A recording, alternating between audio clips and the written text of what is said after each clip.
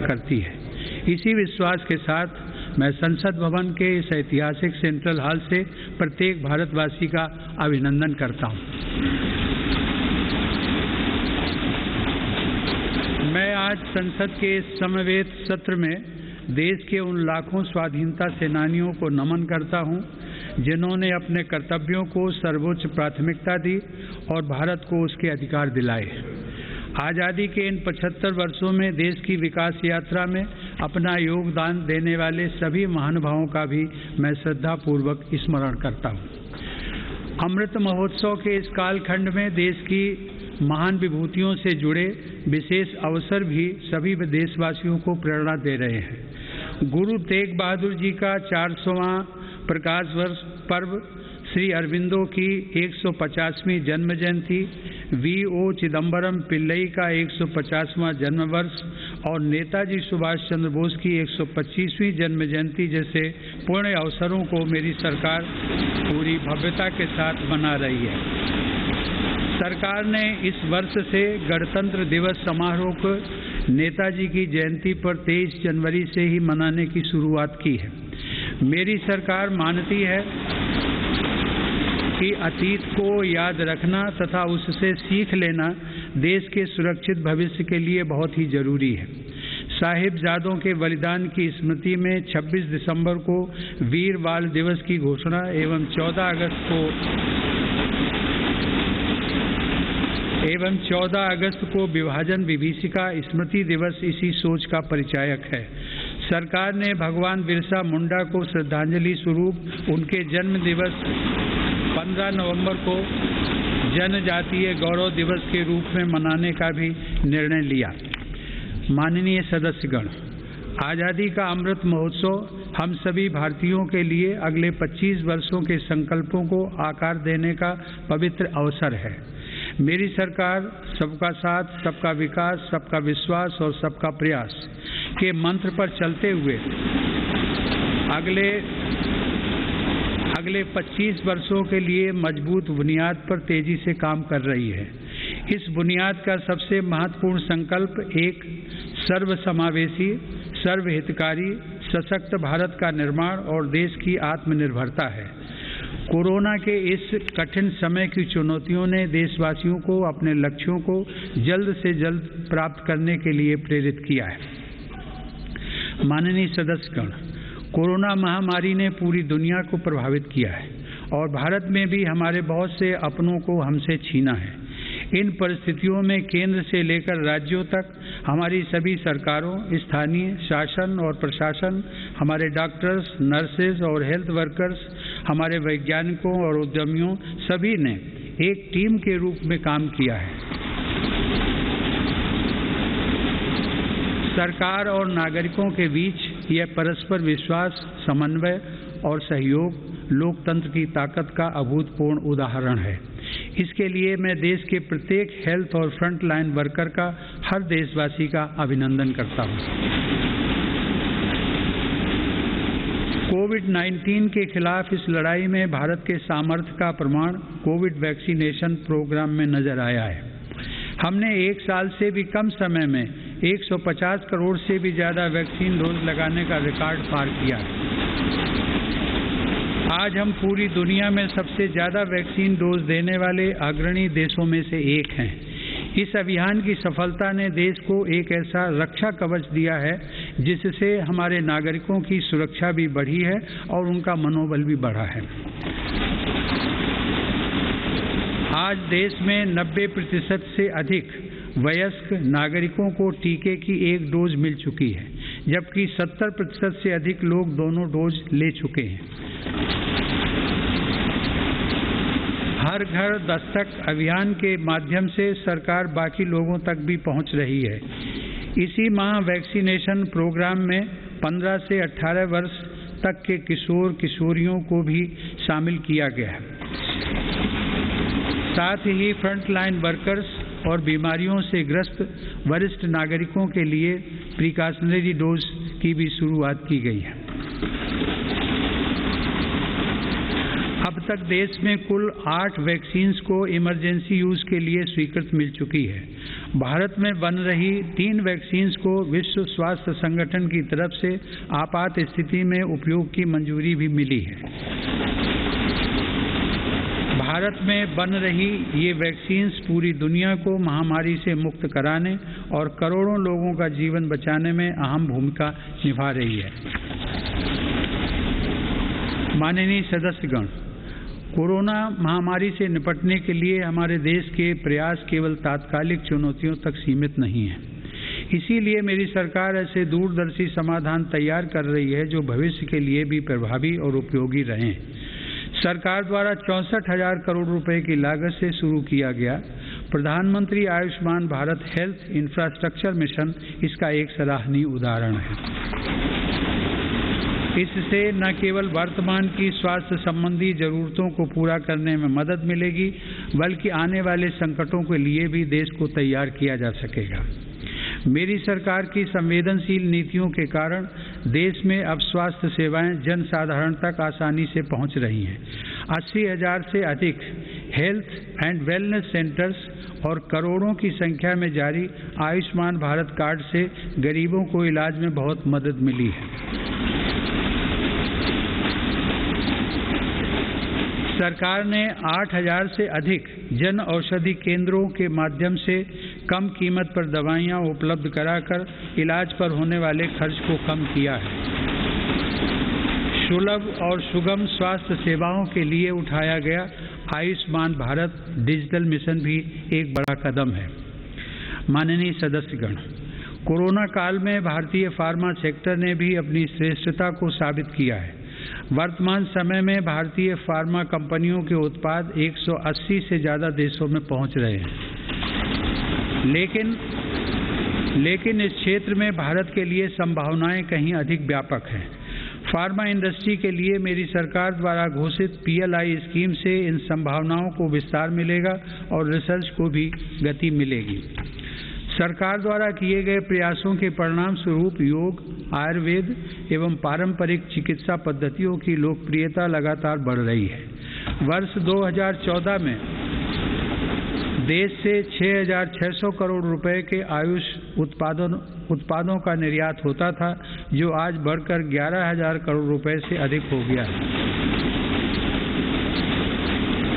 दुनिया के सबसे पहले WHO global centre of traditional medicine की स्थापना भी भारत में होने जा रही है।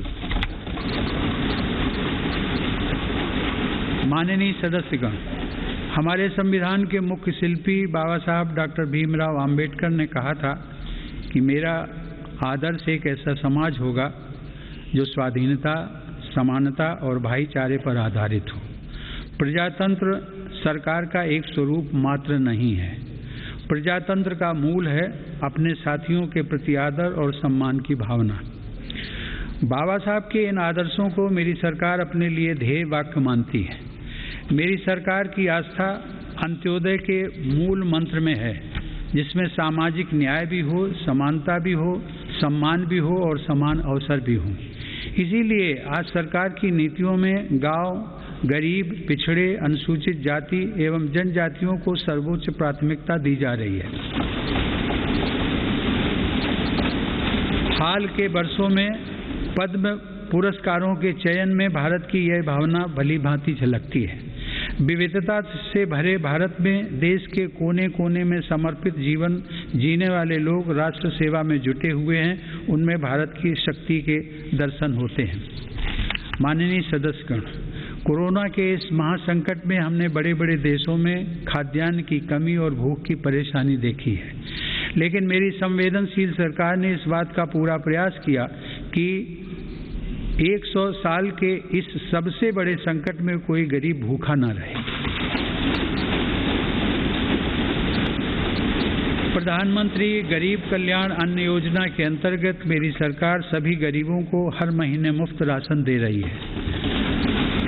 80 करोड़ लाभार्थियों को 19 महीनों से खाद्यान्न वितरित करने हेतु 2,60,000 करोड़ रुपए के खर्च के साथ भारत में आज दुनिया का सबसे बड़ा फूड डिस्ट्रीब्यूशन प्रोग्राम चलाया जा रहा है।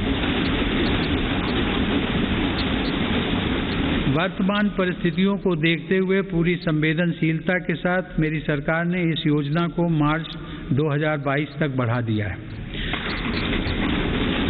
कोरोना काल में गरीब के स्वाभिमान और उसके रोजगार की रक्षा करने के लिए सरकार प्रधानमंत्री स्वनिधि योजना भी चला रही है। यह योजना हमारे रेहड़ी पटरी वाले भाइयों बहनों के लिए बहुत सहायक सिद्ध हो रही है। इस योजना के तहत अब तक 28 लाख रेहड़ी पटरी वालों को 2900 करोड़ रुपए से ज्यादा की धनराशि जारी की गई। सरकार अब इन स्ट्रीट वेंडर्स को ऑनलाइन फूड डिलीवरी करने वाली कंपनियों के साथ भी जोड़ रही है। श्रमिकों के हितों की रक्षा के लिए सरकार ने ई-श्रम पोर्टल भी शुरू किया है, जिससे अब तक 23 करोड़ से अधिक श्रमिक जुड़ चुके। जनधन आधार मोबाइल अर्थात जैम ट्रिनिटी को मेरी सरकार ने जिस तरह नागरिक सशक्तिकरण से जोड़ा है, उसका प्रभाव भी हम लगातार देख रहे हैं। 44 करोड़ से अधिक गरीब देशवासियों के बैंकिंग सिस्टम से जुड़ने के कारण महामारी के दौरान करोड़ों लाभार्थियों को सीधे कैश ट्रांसफर का लाभ मिला है। डिजिटल इंडिया और डिजिटल इकोनॉमी के बढ़ते प्रसार के संदर्भ में देश के यूपीआई प्लेटफॉर्म की सफलता के लिए भी मैं सरकार के विजन की प्रशंसा करूंगा। दिसंबर 2021 में देश में 8 लाख करोड़ रुपए से ज्यादा का लेन देन यूपीआई के माध्यम से हुआ है। यह इस बात का उदाहरण है कि हमारे देश में जन सामान्य द्वारा बदलाव और तकनीक को बहुत तेजी से अपनाया जा रहा है। माननीय सदस्यगण, मेरी सरकार मूलभूत सुविधाओं को गरीब के सशक्तिकरण और गरीब की गरिमा बढ़ाने का माध्यम मानती है। पिछले वर्षों के अनवरत प्रयासों से प्रधानमंत्री आवास योजना में अब तक 2 करोड़ से अधिक पक्के घर गरीबों को मिल चुके हैं। प्रधानमंत्री आवास योजना ग्रामीण के तहत गत 3 वर्षों में करीब 1.5 लाख करोड़ रुपए की लागत से 1 करोड़ 17 लाख घर स्वीकृत किए गए। हर घर जल पहुंचाने के उद्देश्य से शुरू किए गए जल जीवन मिशन ने लोगों के जीवन में बड़ा बदलाव लाना शुरू कर दिया है। महामारी की बाधाओं के बावजूद करीब 6 करोड़ ग्रामीण घरों को पेयजल के कनेक्शन से जोड़ा गया है। इसका बहुत बड़ा लाभ हमारे गांव की महिलाओं, बहनों, बेटियों को हुआ है। ग्रामीण क्षेत्रों में लोगों को उनकी संपत्ति के दस्तावेज देने के लिए शुरू की गई स्वामित्व योजना भी एक असाधारण प्रयास है। इस योजना के तहत अब तक 27,000 गाँव में 40 लाख से अधिक प्रॉपर्टी कार्ड दिए जा चुके हैं। ये प्रॉपर्टी कार्ड न केवल विवादों को रोकने में सहायक हैं, बल्कि गांव के लोगों को बैंकों से मदद मिलना भी आसान हो रहा है। माननीय सदस्यगण, मेरी सरकार ग्रामीण अर्थव्यवस्था और देश के किसानों को सशक्त बनाने के लिए निरंतर काम कर रही है। वैश्विक महामारी के बावजूद साल 2020-21 में हमारे किसानों ने 30 करोड़ टन से अधिक खाद्यान्न और 33 करोड़ टन से अधिक बागवानी उत्पादों की पैदावार की। सरकार ने रिकॉर्ड उत्पादन को ध्यान में रखते हुए रिकॉर्ड सरकारी खरीद की है। रबी की फसल के दौरान 433 लाख मीट्रिक टन गेहूं की खरीद की गई, जिससे लगभग 50 लाख किसानों को सीधा फायदा पहुंचा है। खरीफ की फसल के दौरान रिकॉर्ड लगभग 900 लाख मीट्रिक टन धान की खरीद की गई, जिससे 1 करोड़ 30 लाख किसान लाभान्वित हुए। सरकार के प्रयासों से देश का कृषि निर्यात भी रिकॉर्ड स्तर पर बढ़ा है। वर्ष 2020-21 में कृषि निर्यात में 25% से अधिक की वृद्धि दर्ज की गई। यह निर्यात लगभग 3 लाख करोड़ रुपए पहुंच गया है। हॉर्टिकल्चर और शहद उत्पादन भी किसानों के लिए आमदनी के नए स्रोतों और बाजार तक उनकी बढ़ती पहुंच के महत्वपूर्ण माध्यम हैं। शहद उत्पादन को प्रोत्साहन देने से वर्ष 2020-21 में देश का शहद उत्पादन 1,25,000 मीट्रिक टन तक पहुंच गया है, जो कि 2014-15 की तुलना में करीब 55% ज़्यादा है। 2014-15 की तुलना में शहद की निर्यात मात्रा में भी 102% से ज़्यादा की वृद्धि दर्ज की गई है। किसानों को उनकी फसल के अधिक दाम मिले, इसके लिए उनके उत्पादों का सही बाजार तक पहुंचना जरूरी होता है। इस दिशा में सरकार ने किसान रेल सेवा शुरू करते हुए किसानों के लिए खुशहाली के नए रास्ते खोलने का काम किया है। कोरोना काल में भारतीय रेल ने सब्जियों, फलों तथा दूध जैसी जल्दी खराब होने वाली खाद्य सामग्री के परिवहन के लिए 150 से अधिक मार्गों पर 1900 से ज़्यादा किसान रेल चलाई और करीब 6 लाख मीट्रिक टन कृषि उत्पादों की ढुलाई की। यह इस बात का उदाहरण है कि अगर सोच नई हो तो पुराने संसाधनों से भी नए रास्ते बनाए जा सकते हैं। माननीय सदस्यगण, कृषि क्षेत्र में देश की सतत सफलता और बढ़ते सामर्थ्य का सबसे बड़ा श्रेय मैं देश के छोटे किसानों को देना चाहता हूँ। देश के 80% किसान छोटे किसान ही हैं, जिनके हितों को मेरी सरकार ने हमेशा केंद्र में रखा है। प्रधानमंत्री किसान सम्मान निधि के माध्यम से 11 करोड़ से अधिक किसान परिवारों को 1,80,000 करोड़ रुपए दिए गए। इस निवेश से कृषि क्षेत्र में आज बड़े बदलाव दिखाई दे रहे हैं। फसल बीमा योजना में नए बदलावों का लाभ भी देश के छोटे किसानों को हुआ है। इन बदलावों के बाद से अब तक 8 करोड़ से अधिक किसानों को मुआवजा के तौर पर 1 लाख करोड़ रुपए से ज़्यादा की राशि दी जा चुकी है। खेतों के नज़दीक जरूरी इंफ्रास्ट्रक्चर को विकसित करने के लिए भी मेरी सरकार अभूतपूर्व स्तर पर निवेश कर रही है। 1 लाख करोड़ रुपए के कृषि इंफ्रास्ट्रक्चर फंड के अंतर्गत हजारों परियोजनाओं को मंजूरी दी गई है। मेरी सरकार ने खाद्य तेल में आत्मनिर्भरता को ध्यान में रखते हुए 11,000 करोड़ रुपए की लागत से national mission on edible oil palm की शुरुआत भी की है। सरकार ऑर्गेनिक खेती, प्राकृतिक खेती और क्रॉप डाइवर्सिफिकेशन जैसे विशेष प्रयास भी कर रही है। यह आप सभी की जानकारी में है कि संयुक्त राष्ट्र ने वर्ष 2023 को इंटरनेशनल ईयर ऑफ मिलेट्स के रूप में घोषित किया है। मेरी सरकार इंटरनेशनल ईयर ऑफ मिलेट्स को देश के किसानों, self help groups, FPOs, food industry और जन सामान्य के साथ मिलकर व्यापक स्तर पर मनाएगी।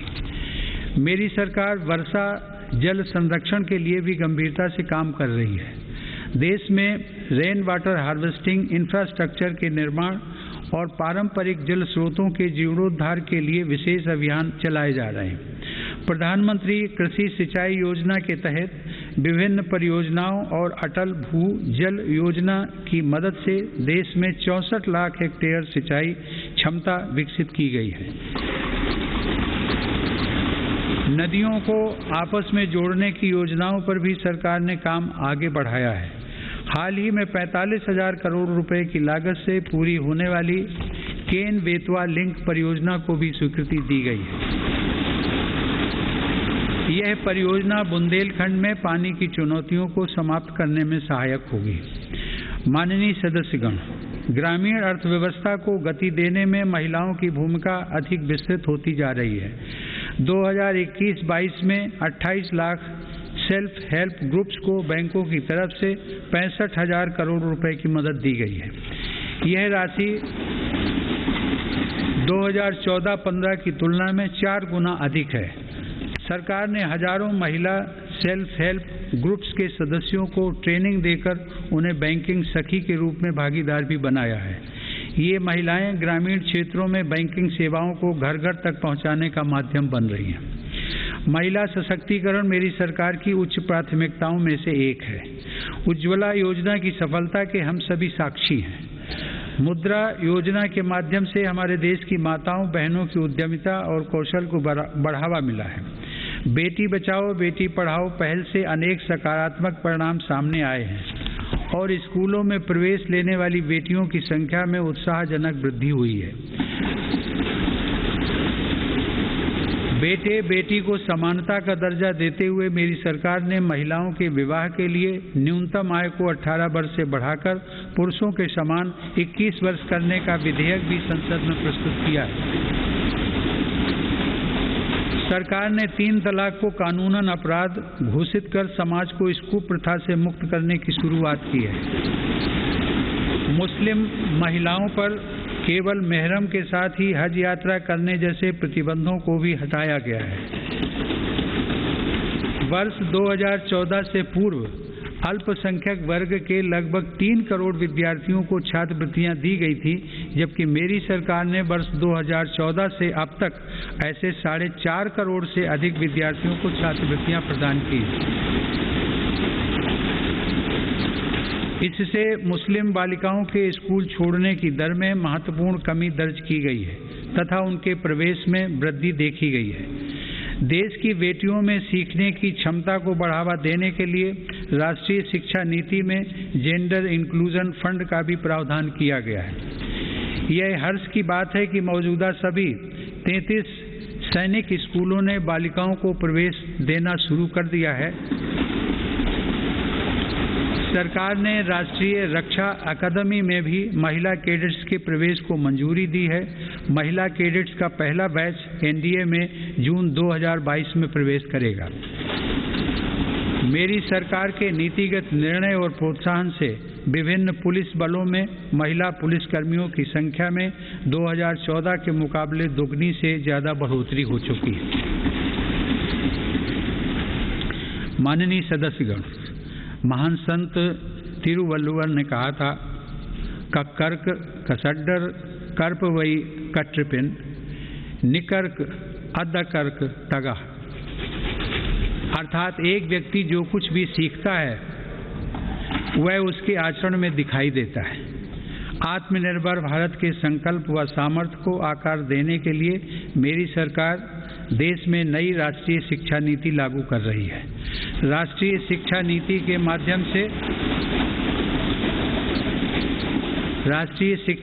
के माध्यम से स्थानीय भाषाओं को भी प्रोत्साहित किया जा रहा है।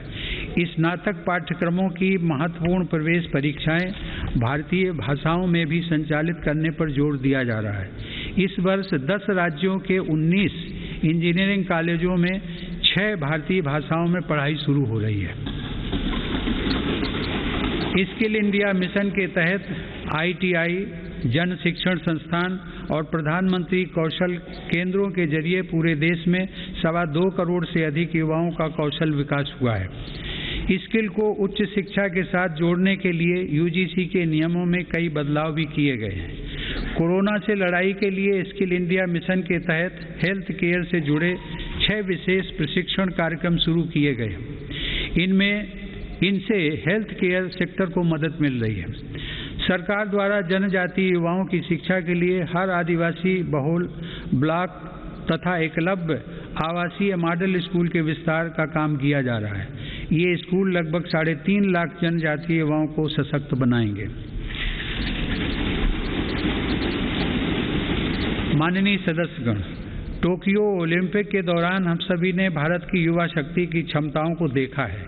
इस अंतर्राष्ट्रीय प्रतिस्पर्धा में अब तक का बेहतरीन प्रदर्शन करते हुए भारत ने 7 मेडल जीते। टोक्यो पैरा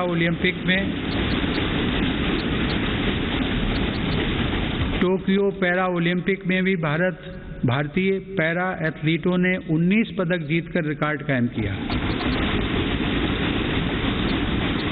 ओलंपिक प्रतिस्पर्धाओं तथा खेलकूद में भारत की उपस्थिति मजबूत करने के लिए केंद्र सरकार, राज्य सरकारों के साथ मिलकर देश में सैकड़ों खेलो इंडिया केंद्र स्थापित कर रही है। पैरा स्पोर्ट्स में दिव्यांग युवाओं को ट्रेनिंग देने के लिए सरकार ने ग्वालियर में आधुनिक सुविधाओं से युक्त सेंटर फॉर डिसेबिलिटी स्पोर्ट्स की स्थापना भी की है। माननीय सदस्यगण, दिव्यांग जनों के लिए सुगमता, समानता और सम्मानपूर्ण जीवन के अवसर प्रदान करना एक समाज के रूप में हमारी सामूहिक जिम्मेदारी है। इस दिशा में आज सुगम्य भारत अभियान हमारी राष्ट्रीय संवेदना का परिचय दे रहा है। दिव्यांग जनों का जीवन बदलने के लिए देश में निःशुल्क सहायक उपकरणों से लेकर कॉकलियर इम्प्लांट सर्जरी जैसे प्रोग्राम चलाए जा रहे हैं। इन कार्यक्रमों के अंतर्गत अब तक 25 लाख से अधिक दिव्यांग व्यक्तियों को सहायता उपकरण उपलब्ध करवाए गए और करीब 4000 सफल कॉकलियर इम्प्लांट किए गए। इन्हीं प्रयासों को आगे बढ़ाते हुए सरकार ने मध्य प्रदेश में national institute of mental health rehabilitation की स्थापना भी की है। दिव्यांग युवाओं के भविष्य के लिए 10,000 शब्दों की इंडियन साइन लैंग्वेज डिक्शनरी भी बनाई गई है।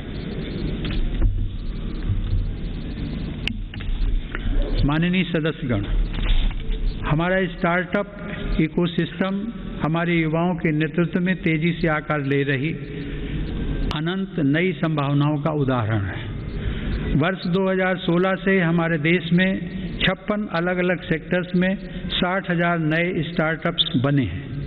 इन स्टार्टअप्स के जरिए 6 लाख से अधिक रोजगारों का सृजन हुआ है। वर्ष 2021 में कोरोना काल में भारत में 40 से अधिक यूनिकॉर्न स्टार्टअप अस्तित्व में आए, जिनमें से प्रत्येक का मूल्य 7,400 करोड़ रुपए से अधिक आंका गया है। मेरी सरकार की नीतियों की वजह से आज भारत उन देशों में है जहां इंटरनेट की कीमत सबसे कम है तथा स्मार्टफोन की कीमत भी सबसे कम है।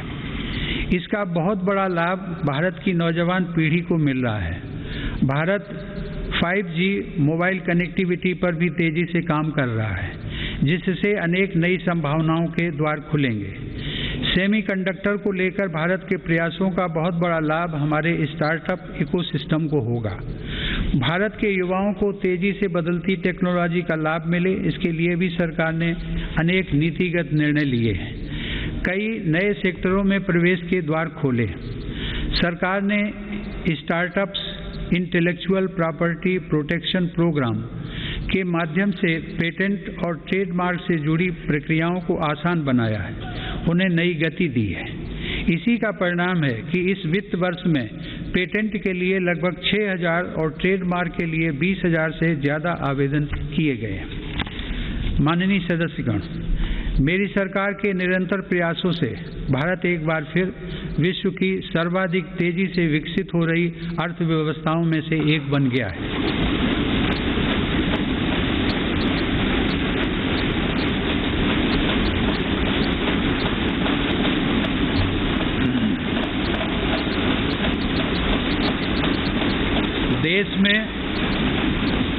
देश में जीएसटी कलेक्शन पिछले कई महीनों से निरंतर 1 लाख करोड़ रुपए से ऊपर बना हुआ है। इस वित्त वर्ष के पहले 7 महीनों में 48 बिलियन डॉलर का विदेशी निवेश आना इस बात का प्रमाण है कि अंतर्राष्ट्रीय निवेशक भारत के विकास को लेकर बहुत आश्वस्त हैं।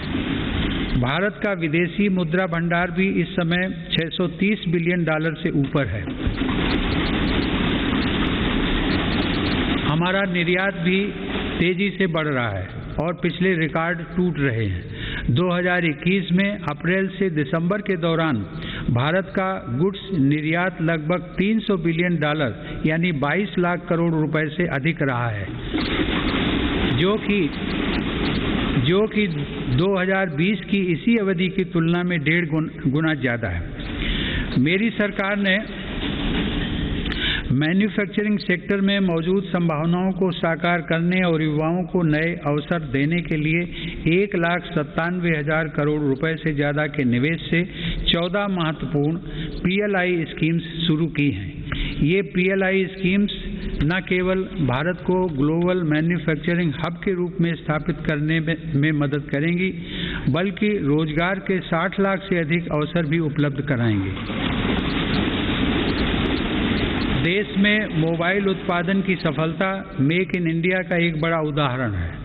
आज भारत विश्व में दूसरा सबसे बड़ा मोबाइल फोन निर्माता बनकर उभरा है। इससे भारत के लाखों युवाओं को रोजगार भी मिला है। हमारा देश इलेक्ट्रॉनिक और टेक्नोलॉजी हार्डवेयर के क्षेत्र में ग्लोबल लीडर बने, इसके लिए सरकार ने सिलिकॉन और compound semiconductor fabrication, display, FAB, chip design और इनसे जुड़े वेंचर्स के लिए हाल ही में 76,000 करोड़ रुपए का पैकेज भी घोषित किया है।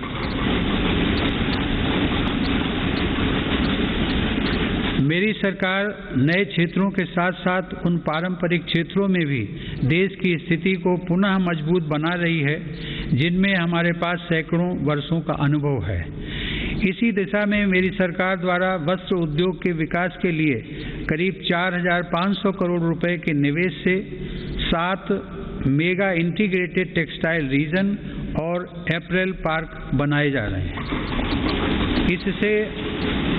इससे देश में इंटीग्रेटेड टेक्सटाइल वैल्यू चेन तैयार होगी। ये मेगा टेक्सटाइल पार्क्स भारतीय तथा विदेशी निवेशकों को भी आकर्षित करेंगे और रोजगार के लाखों नए अवसर पैदा करेंगे। माननीय सदस्यगण, भारत की समृद्धि में बड़े उद्योगों के साथ सूक्ष्म एवं लघु उद्योगों की भूमिका बहुत महत्वपूर्ण है। हमारे MSMEs हमारी अर्थव्यवस्था का मेरुदंड रहे हैं और आत्मनिर्भर भारत को गति प्रदान करते रहे हैं। कोरोना काल में MSMEs को संकट से बचाने और जरूरी क्रेडिट उपलब्ध कराने के लिए सरकार ने 3 लाख करोड़ रुपए के कोलेटरल फ्री लोन्स की व्यवस्था की। हाल के अध्ययनों से यह स्पष्ट हुआ है कि इस योजना की सहायता से 13.5 लाख MSME यूनिट्स को जीवन दान दिया गया और 1.5 करोड़ रोजगार भी सुरक्षित किए गए। जून 2021 में सरकार 3 लाख करोड़ रुपए की इस गारंटी को बढ़ाकर 4.5 लाख करोड़ रुपए कर चुकी है। MSME सेक्टर को विस्तार प्रदान करने तथा इस सेक्टर के लिए अवसर बढ़ाने हेतु कई नीतिगत फैसले भी लिए गए हैं। MSMEs की नई परिभाषा से छोटे उद्योगों को आगे बढ़ाने में मदद मिल रही है। सरकार ने थोक और खुदरा व्यापारियों व स्ट्रीट वेंडर्स को उद्यम पोर्टल पर रजिस्टर करने की अनुमति भी दी है ताकि उन्हें प्रायोरिटी सेक्टर लेंडिंग का लाभ मिल सके। मैं खादी की सफलता का भी विशेष उल्लेख करूंगा। आज़ादी की लड़ाई में बापू के नेतृत्व में देश की चेतना का प्रतीक रही खादी एक बार फिर छोटे उद्यमियों का संबल बन रही है। सरकार के प्रयासों से 2014 की तुलना में देश में खादी की बिक्री 3 गुना बढ़ी है।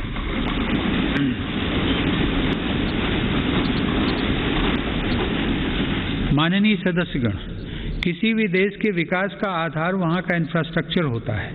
मेरी सरकार की दृष्टि में इंफ्रास्ट्रक्चर सामाजिक असमानता को पाटने वाला सेतु भी है। इंफ्रास्ट्रक्चर पर होने वाले निवेश से न केवल लाखों नए रोजगार पैदा होते हैं बल्कि इसका एक गुणात्मक प्रभाव भी होता है। इससे व्यापार करना सुगम होता है, परिवहन की गति बढ़ती है और हर सेक्टर में आर्थिक गतिविधियों में वृद्धि होती है। मेरी सरकार ने इंफ्रास्ट्रक्चर विकास के कार्यों को और अधिक गति प्रदान करने के लिए अलग अलग मंत्रालयों के कामकाज को प्रधानमंत्री गति शक्ति राष्ट्रीय मास्टर प्लान के रूप में एक साथ जोड़ा है। यह प्लान भारत में मल्टी मोडल ट्रांसपोर्ट के एक नए युग का प्रारंभ करने जा रहा है। भविष्य के भारत में रेलवेज, हाईवेज और एयरवेज अलग अलग और अलग थलग इंफ्रास्ट्रक्चर नहीं होंगे बल्कि एक देश के एकजुट संसाधन के तौर पर काम करेंगे। ग्रामीण क्षेत्रों में सड़कों, संसाधनों और इंफ्रास्ट्रक्चर के निर्माण से देश की उन संभावनाओं को उड़ान मिल रही है जो दशकों से उपेक्षित पड़ी थी। प्रधानमंत्री ग्राम सड़क योजना की उपलब्धियां गर्व करने योग्य हैं।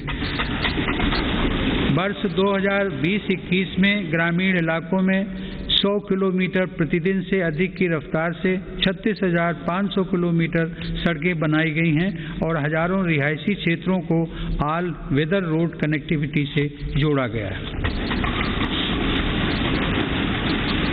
आज देश के नेशनल हाईवेज भी पूरब से पश्चिम और उत्तर से दक्षिण पूरे देश को एक साथ जोड़ रहे हैं। मार्च 2014 में हमारे देश में राष्ट्रीय राजमार्गों की कुल लंबाई 90,000 किलोमीटर थी, जबकि आज उनकी लंबाई बढ़कर 1,40,000 किलोमीटर से अधिक हो गई। भारतमाला परियोजना के अंतर्गत लगभग 6 लाख करोड़ रुपए की लागत से 20,000 किलोमीटर से अधिक लंबाई के राजमार्गों पर काम किया जा रहा है। इनमें 23 ग्रीन एक्सप्रेसवेज और ग्रीन फील्ड कॉरिडोर्स का विकास भी शामिल है। दिल्ली मुंबई एक्सप्रेस वे भी पूरा होने के करीब है, जो कि भारत का सबसे लंबा और सबसे तेज एक्सप्रेस वे होगा। मेरी सरकार को पंढरपुर तीर्थ को जोड़ने वाले संत ज्ञानेश्वर मार्ग और संत तुकाराम पालकी मार्ग के चौड़ीकरण का काम शुरू करने का सौभाग्य भी मिला है। देश में आधुनिक इंफ्रास्ट्रक्चर के विकास से आज जहां एक ओर विकास के नए रास्ते खुल रहे हैं, तो वहीं दूसरी ओर इससे देश की सुरक्षा को भी नई ताकत मिल रही है। बॉर्डर रोड्स ऑर्गेनाइजेशन BRO ने लद्दाख में उमलिंग ला दर्रा पर 19,000 फीट की ऊंचाई पर विश्व की सबसे ऊंची परिवहन योग्य सड़क का निर्माण किया है। लद्दाख के डेमचोक, उत्तराखंड के जोलिंगकोंग और अरुणाचल प्रदेश के हुरी जैसे सर्वाधिक दूरस्थ गांवों को भी आधुनिक सड़कों से जोड़ा गया है।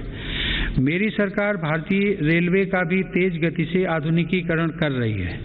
नई वंदे भारत ट्रेनें तथा नए विस्टाडोम कोच भारतीय रेल की आभा में वृद्धि कर रहे हैं। बीते 7 वर्षों में 24,000 किलोमीटर रेलवे रूट का विद्युतीकरण हुआ है। नई रेलवे लाइंस बिछाने और दोहरीकरण का काम भी तेज गति से जारी है। गुजरात में गांधीनगर रेलवे स्टेशन और मध्य प्रदेश में रानी कमलापति रेलवे स्टेशन आज आधुनिक भारत की नई तस्वीर के रूप में सामने आए।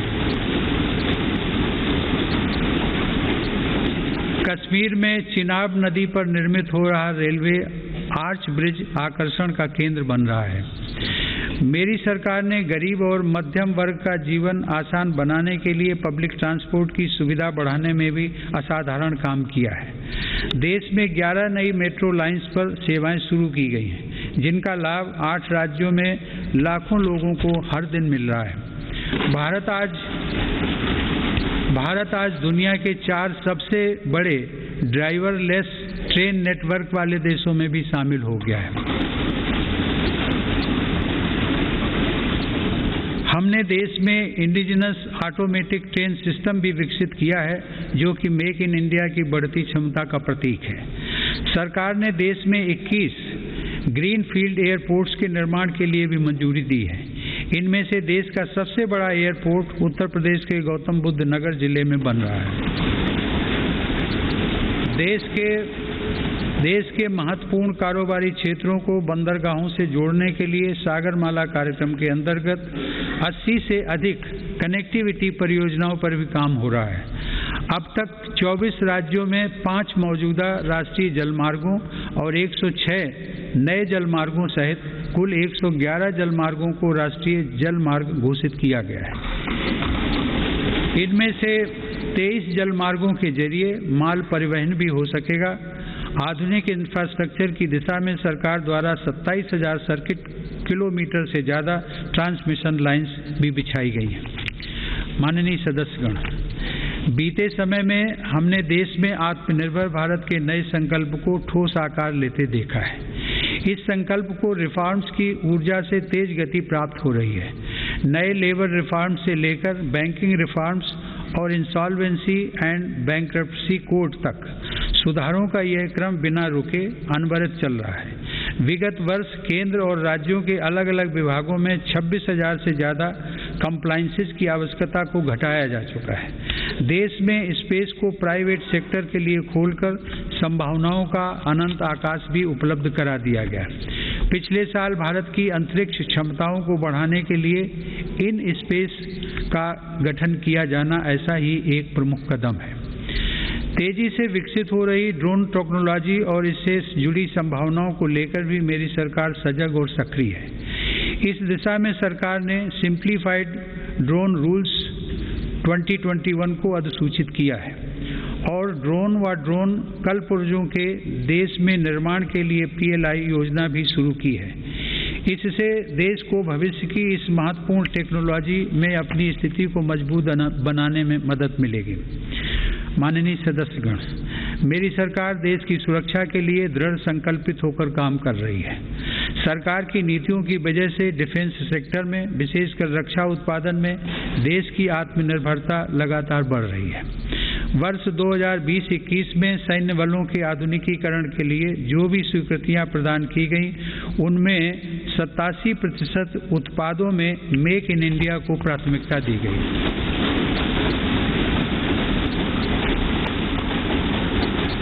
इसी प्रकार 2020-21 में 98% उपकरणों से जुड़े अनुबंधों में मेक इन इंडिया को प्राथमिकता दी गई है। हमारी सेनाओं ने 209 ऐसे साजो सामान की सूची भी जारी की है जिन्हें अब विदेश से नहीं खरीदा जाएगा। रक्षा उपक्रमों द्वारा 2800 से ज़्यादा ऐसे उपकरणों की सूची जारी की जा चुकी है जिनका देश में ही निर्माण किया जाएगा। हिंदुस्तान एरोनॉटिक्स लिमिटेड के साथ 83 LCA तेजस फाइटर एयरक्राफ्ट के निर्माण हेतु अनुबंध किए गए हैं। सरकार ने ऑर्डिनेंस फैक्ट्रियों को 7 डिफेंस PSUs का रूप देने के लिए महत्वपूर्ण कदम उठाए हैं। इसके अलावा रक्षा क्षेत्र में प्राइवेट सेक्टर और स्टार्टअप्स को तेजी से बढ़ावा देने के लिए भी सरकार प्रतिबद्ध है। हमारा लक्ष्य है कि हमारी सेनाओं की जरूरत का सामान भारत में विकसित हो तथा भारत में ही निर्मित हो। माननीय सदस्यगण, तेजी से उभरते वैश्विक परिवेश में भारत ने अपने राजनयिक संबंधों को बेहतर बनाते हुए अपनी स्थिति को मजबूत किया है। अगस्त 2021 में भारत ने संयुक्त राष्ट्र सुरक्षा परिषद की अध्यक्षता की और इस दौरान कई अभूतपूर्व निर्णय लिए गए। भारत की अध्यक्षता में ही सुरक्षा परिषद ने पहली बार समुद्री सुरक्षा के विषय पर अपने एजेंडा आइटम के अंतर्गत समग्र रूप से विचार विमर्श किया। संयुक्त राष्ट्र सुरक्षा परिषद ने इस विषय पर पहली बार एक प्रेसिडेंशियल स्टेटमेंट को सर्वसम्मति से अडॉप्ट भी किया। हमने अपने पड़ोसी देश अफगानिस्तान में अस्थिरता और नाजुक हालात को भी देखा है। भारत ने इन परिस्थितियों में मानवता को सर्वोपरि रखते हुए ऑपरेशन देवी शक्ति को संचालित किया। हमने अनेक चुनौतियों के बावजूद हमारे कई नागरिकों और कई अफगान हिंदू सिख अल्पसंख्यकों को काबुल से सफलतापूर्वक एयरलिफ्ट किया। हम उन कठिन हालात के बीच से पवित्र गुरु ग्रंथ साहिब के 2 स्वरूपों को भी सुरक्षित भारत लेकर आए। मानवता की दृष्टि से भारत अफगानिस्तान में मेडिकल सप्लाई और अनाज पहुंचाने में भी मदद कर रहा है। माननीय सदस्यगण, वर्तमान समय में जलवायु परिवर्तन पूरे विश्व के सामने बड़ी चुनौती है। भारत इस विषय पर एक जिम्मेदार वैश्विक आवाज बनकर उभरा है। COP26 शिखर सम्मेलन में मेरी सरकार ने घोषणा की है कि वर्ष 2030 तक भारत अपने कार्बन उत्सर्जन को 1 बिलियन टन से घटा देगा। भारत ने साल 2070 तक नेट जीरो उत्सर्जन वाली अर्थव्यवस्था का लक्ष्य भी रखा है। भारत ने विश्व समुदाय को साथ लेकर green grid initiative one sun one world one grid की पहल भी की है। यह global interconnected solar power grid का पहला अंतर्राष्ट्रीय नेटवर्क बन रहा है। पर्यावरण को लेकर हमारे बड़े लक्ष्य और साहसिक संकल्प प्रकृति के प्रति हमारी संवेदनशीलता को दर्शाते हैं। माननीय सदस्यगण, मेरी सरकार भारत की प्राचीन विरासत को संरक्षित, समृद्ध और सशक्त करना अपना दायित्व समझती है। यह गौरव की बात है कि धौलावीरा की हड़प्पा साइट और तेलंगाना स्थित 13वीं शताब्दी के काकतीय रुद्रेश्वर रामप्पा मंदिर को यूनेस्को विश्व धरोहर स्थल घोषित किया गया। प्रयागराज कुंभ मेले के बाद यूनेस्को की अमूर्त सांस्कृतिक विरासत सूची में कोलकाता की प्रतिष्ठित दुर्गा पूजा को भी शामिल किया गया। सरकार की यह भी प्राथमिकता रही है कि भारत की अमूल्य धरोहरों को देश में वापस लाया जाए। 100 वर्ष पूर्व भारत से चोरी हुई मां अन्नपूर्णा देवी की मूर्ति को वापस लाकर काशी विश्वनाथ मंदिर में स्थापित किया गया।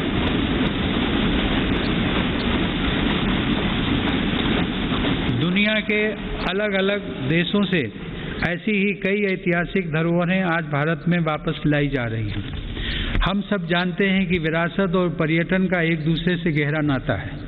इसीलिए आज एक और भारत की आध्यात्मिक विरासत को फिर से जीवंत किया जा रहा है, तो साथ ही तीर्थयात्रियों और पर्यटकों के लिए आधुनिक सुविधाएं और इंफ्रास्ट्रक्चर का विकास भी हो रहा है। मेरी सरकार की स्वदेश दर्शन एवं प्रसाद योजनाएं इसमें बड़ी भूमिका निभा रही हैं।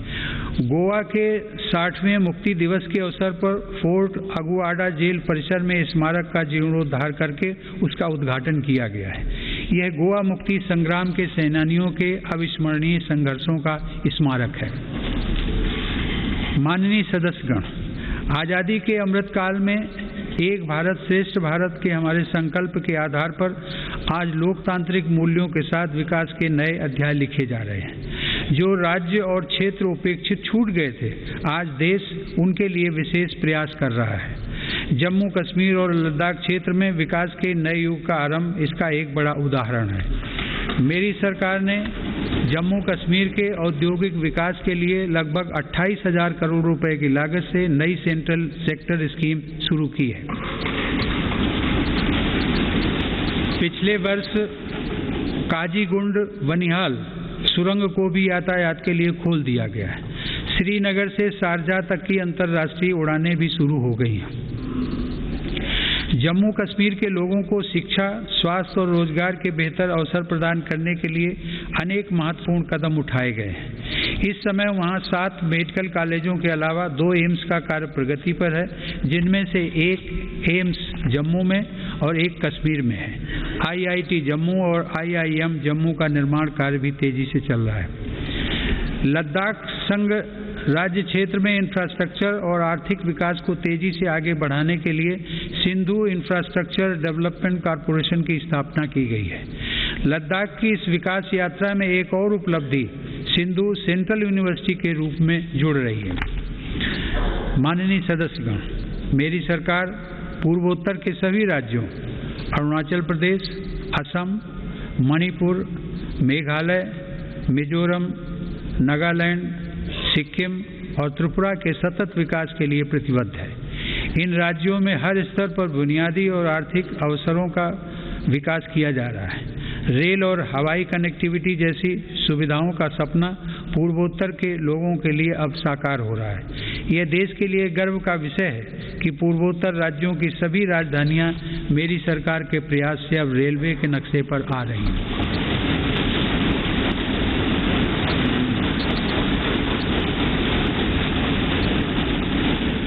ईटानगर के होलोंगी में एक नए एयरपोर्ट की स्थापना की जा रही है।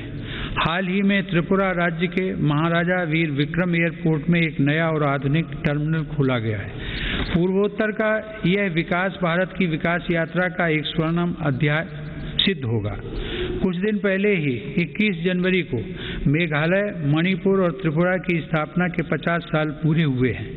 आज़ादी के 75 साल पूरे होने के साथ इन राज्यों की यात्रा भी हमें विकास के नए संकल्पों के लिए प्रेरित कर रही है। पूर्वोत्तर में शांति स्थापना के लिए मेरी सरकार के प्रयासों को ऐतिहासिक सफलता प्राप्त हुई है। अभी कुछ महीने पहले ही कार्बी आंगलोंग के दशकों पुराने विवाद को समाप्त करने के लिए केंद्र सरकार, असम की राज्य सरकार एवं कार्बी समूह के बीच समझौता हुआ है। इससे इस क्षेत्र में शांति और खुशहाली का एक नया अध्याय शुरू हुआ है। सरकार द्वारा किए गए प्रयासों से आज देश में नक्सल प्रभावित जिलों की संख्या भी 126 से घटकर 70 रह गई है। माननीय सदस्यगण, मेरी सरकार नागरिकों की जरूरतों के प्रति सरकारी विभागों को अधिक से अधिक जवाबदेह बनाने के लिए कृत संकल्प है। बकाया मामलों में निपटान हेतु तथा स्वच्छता के लिए भारत सरकार के प्रत्येक मंत्रालय में विशेष अभियान चलाया जा रहा है। मिशन कर्मयोगी के अंतर्गत सिविल सर्वेंट्स की क्षमता बढ़ाने के लिए सरकार ने कैपेसिटी बिल्डिंग कमीशन की स्थापना की है। मिशन कर्मयोगी सिविल सर्वेंट्स के कैरियर में भी सहायक होगा और राष्ट्र निर्माण की नई जिम्मेदारियों के लिए उन्हें तैयार भी करेगा। न्याय प्राप्ति को सरल और सुगम बनाने के लिए भी देश में कई महत्वपूर्ण कदम उठाए जा रहे हैं। टेली लॉ प्रोग्राम के माध्यम से मुकदमों से पहले सलाह देने के लिए एक प्लेटफॉर्म का गठन किया गया है। विवादों के निपटारे में गति लाने के लिए मेरी सरकार ने राज्यसभा में मध्यस्थता विधेयक 2021 पेश किया है। माननीय सदस्यगण, आज देश की उपलब्धियां और सफलताएं देश के सामर्थ्य और संभावनाओं के समान ही असीम हैं। ये उपलब्धियां किसी एक संस्था या प्रतिष्ठान की नहीं है, बल्कि देश के कोटि कोटि नागरिकों की है। इनमें करोड़ों देशवासियों का श्रम और पसीना लगा है। ये सभी उपलब्धियां हमारे महत्वाकांक्षी लक्ष्यों की लंबी यात्रा में एक तरह से मील का पत्थर है और आगे बढ़ने के लिए हमारी प्रेरणाएं भी हैं। वर्ष 2047 में देश अपनी आज़ादी की शताब्दी पूरी करेगा। उस समय के भव्य, आधुनिक और विकसित भारत के लिए हमें आज कड़ी मेहनत करनी है। हमें अपने परिश्रम को पराकाष्ठा तक लेकर जाना है और यह सुनिश्चित करना है कि अंततः इसके लाभकारी परिणाम निकले। इसमें हम सबकी भागीदारी है और समान भागीदारी है। कोरोना काल में आप सभी सांसदों ने जिस तरह अपनी जिम्मेदारियों का निर्वहन किया और सभी सावधानियों का पालन करते हुए दोनों सदन संचालित हुए, मैं उसके लिए आप सभी की सराहना करता हूँ। आप सभी सांसदगण करोड़ों देशवासियों की आशाओं, आकांक्षाओं के सारथी हैं। इसी भावना के साथ हमें आगे भी काम करते रहना है। मुझे पूरा विश्वास है कि हम सब मिलकर अपने महान भारतवर्ष को गौरव के शिखर तक लेकर जाएंगे। इसी भावना के साथ आप सभी का एक बार फिर से अभिनंदन। आप सभी का बहुत बहुत धन्यवाद। जय हिंद।